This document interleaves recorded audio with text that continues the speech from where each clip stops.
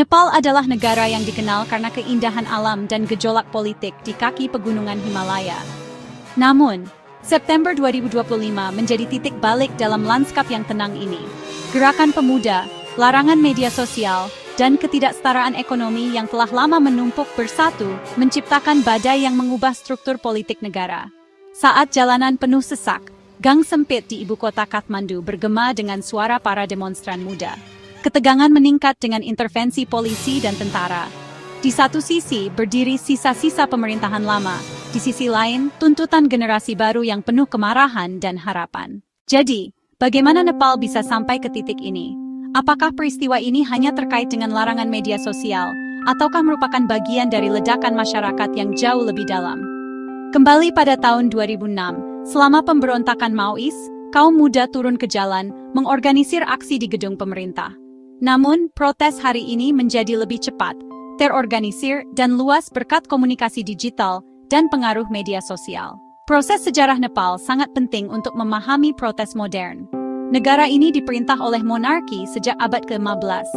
Pada tahun 1990, reformasi konstitusi membawa demokrasi parlementer, tetapi ketidakstabilan politik tetap berlanjut. Pembunuhan raja pada tahun 2001 dan pemberontakan Maois tahun 2006 mengguncang kepercayaan publik terhadap sistem politik. Misalnya, selama gerakan demokrasi Zingus 90, orang-orang meneriakkan kebebasan dan keadilan di jalanan. Saat ini, kaum muda berorganisasi secara fisik karena pembatasan media sosial, mengulangi sejarah dengan metode baru. Mayoritas populasi Nepal adalah anak muda, dan sekitar 60% Gen Z menggunakan media sosial. Platform digital memfasilitasi penyebaran ide dan berperan penting dalam organisasi protes tahun 2025. Seorang mahasiswa di Kathmandu mulai mengorganisir pertemuan fisik dengan teman sekelas sebagai respons atas larangan media sosial, membentuk kelompok protes inti awal. Dalam hitungan hari, ribuan pemuda bergabung di seluruh kota. Distribusi pendapatan Nepal tidak merata, dengan standar hidup rendah di daerah pedesaan dan akses terbatas ke pendidikan serta layanan kesehatan. Misalnya, seorang pelajar di desa dekat Pokhara kehilangan akses ke pendidikan daring karena pemutusan internet. Hal ini dipandang tidak hanya sebagai pelanggaran hak pendidikan, tetapi juga pembatasan akses peluang ekonomi, sehingga meningkatkan partisipasi dalam protes.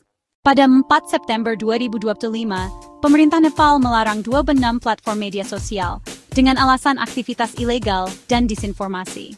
Facebook, Instagram, WhatsApp, dan YouTube ditutup. Media sosial adalah alat terpenting bagi kaum muda untuk menyuarakan pendapat mereka. Larangan tersebut dipandang sebagai intervensi terhadap kebebasan digital, dan para pemuda segera berorganisir. Gerakan yang dimulai sebagai protes jalan kecil berubah menjadi demonstrasi massa di ibu kota dan kota-kota besar lainnya dalam beberapa hari. Di pusat kota Kathmandu, seorang pemimpin mahasiswa berusia 20 tahun mendirikan titik koordinasi untuk ribuan demonstran. Di sini, pemuda menentukan rute protes dan membahas langkah-langkah keamanan. Awalnya tuntutan hanya untuk kebebasan digital. Para demonstran mulai mengangkat isu korupsi pemerintah, nepotisme, dan ketidaksetaraan ekonomi. Protes kini berlangsung di jalan, di depan gedung pemerintah, dan di kampus-kampus universitas.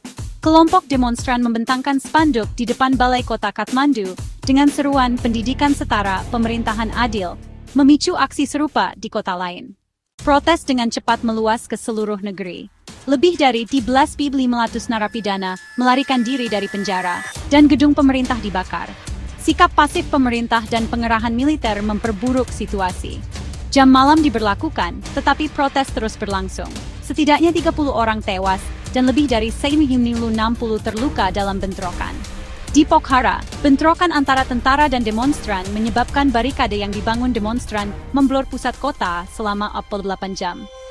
Kaum muda menjembatani kesenjangan antara wilayah perkotaan dan pedesaan, menyebarkan gerakan protes. Kelompok perempuan dan mahasiswa maju ke depan. Kepemimpinan tidak terbatas pada pemuda pria. Dengan media sosial turun, metode organisasi alternatif muncul. Sekelompok mahasiswa universitas mengadakan pertemuan mingguan di pusat kebudayaan tua, mempertahankan koordinasi bahkan di wilayah yang terkena larangan media sosial. Pada 9 September 2025, Perdana Menteri KP Sharma Oli mengundurkan diri dan meninggalkan negara. Banyak pejabat senior juga mundur. Tentara dikerahkan di sekitar parlemen untuk menjaga keamanan dan mengadakan pembicaraan dengan pemimpin protes yang menolak penunjukan Perdana Menteri sementara karena representasi yang dianggap tidak memadai.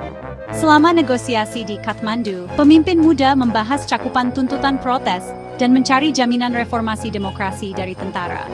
Peristiwa ini menciptakan kekosongan kekuasaan di Nepal. Meskipun potensi reformasi demokrasi muncul, perebutan kepemimpinan politik dan visi yang berbeda meningkatkan ketidakpastian. Protes sangat memengaruhi ekonomi dan masyarakat. Sektor pariwisata menderita kerugian besar, tur ke Gunung Everest dibatalkan, dan industri hotel akomodasi sangat terdampak. Bisnis mengurangi produksi dan investasi karena kekhawatiran keamanan. Larangan media sosial mengganggu komunikasi bagi pengusaha muda dan usaha kecil. Beberapa ketegangan meningkat antara kelompok etnis dan regional. Satu kelompok etnis di kawasan Terai mendukung protes dan bentrok dengan pemerintah pusat. Partisipasi politik pemuda meningkat, dan gerakan masyarakat sipil yang aktif mulai terbentuk. Tetangga Nepal, India, Tiongkok, dan Pakistan memantau situasi secara ketat. India khawatir tentang keamanan perbatasan dan masuknya pengungsi, sementara Tiongkok ingin membatasi dampak regional dari ketidakstabilan Nepal. Media internasional memberitakan gerakan pemuda di Nepal baik dari perspektif kebebasan digital maupun tuntutan demokrasi. India menambah pasukan keamanan di wilayah perbatasan, dan Tiongkok menghubungi pemerintah Nepal melalui jalur diplomatik. Para ahli menyoroti 3 kemungkinan skenario. Jika kompromi tercapai antara tentara dan pemimpin protes, reformasi demokrasi dapat dipercepat. Pemuda bisa memperoleh lebih banyak representasi dalam pemilihan lokal, dan memengaruhi kebijakan pendidikan. Jika kekosongan kepemimpinan dan konflik berlanjut, ketidakstabilan akan terus berlangsung dalam jangka pendek dan menengah. Masalah keamanan di perbatasan bisa meningkat, serta perdagangan dan pariwisata akan terdampak negatif. Ketidakpastian di Nepal dapat memengaruhi hubungan perbatasan dengan India dan keamanan regional. Para ahli memperkirakan pemuda akan memainkan peran aktif setelah proses ini, dan tuntutan atas kebebasan digital serta hak demokrasi akan menjadi permanen. Protes Gen Z di Nepal mungkin tampak dimulai dengan larangan media sosial, tetapi masalah ekonomi, politik, dan sosial yang mendasarinya sangat dalam. Retakan sejarah, pemberdayaan digital kaum muda, dan kemarahan yang lama terpendam membuat gerakan ini tak terelakkan. Proses ini dapat membentuk kembali masa depan Nepal, bisa melahirkan reformasi demokrasi dan budaya politik baru, atau malah meningkatkan ketidakpastian dan risiko regional. Tapi satu hal pasti, generasi muda telah menjadi kekuatan penentu dalam arah politik dan sosial Nepal. Dan sekarang hanya ada satu pesan untuk pemuda Nepal. Kami adalah masa depan, perubahan dimulai dari kami. Dalam video ini, kami membahas proses protes di Nepal di mana pemuda menorehkan sejarah dan perjuangan mereka untuk kebebasan digital. Jika Anda ingin konten seperti ini, jangan lupa suka video, subscribe channel kami, dan bagikan bagaimana peristiwa di Nepal ini memengaruhi Anda di kolom komentar. Kami adalah masa depan, perubahan dimulai dari kami. Like, subscribe, bagikan komentar Anda.